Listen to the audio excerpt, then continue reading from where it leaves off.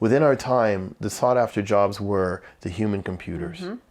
The doctors, the lawyers, the pharmacists, the accountants, the person that can find a penny in the general ledger in a tenth of a second or a day, or the doctor can memorize all the disease states, all the indications, contraindications, all of the so on and so forth, and then come back and then say, I think this is the drug that's needed for you.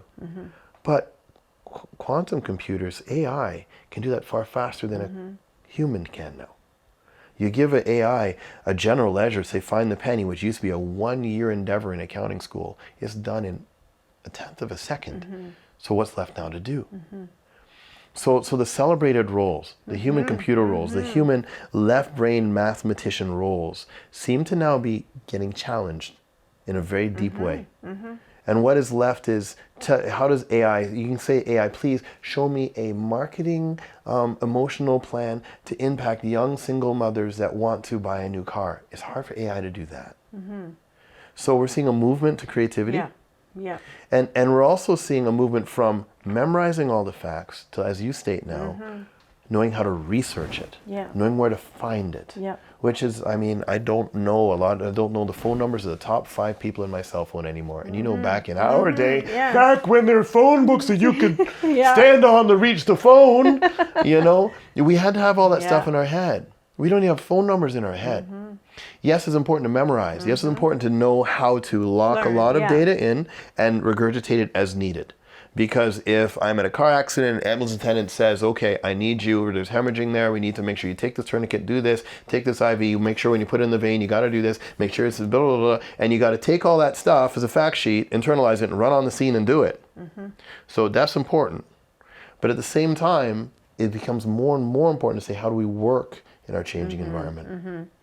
Yeah, and I don't think that there's going to be capacity for the current school system to adapt quick enough and to pivot to what the students need now, where in a smaller class and in a private school, there's more flexibility to be able to adapt to what's changing. For example, back in the day, why do we have 2 months off? Yes, because the kids worked on the farms. Yes.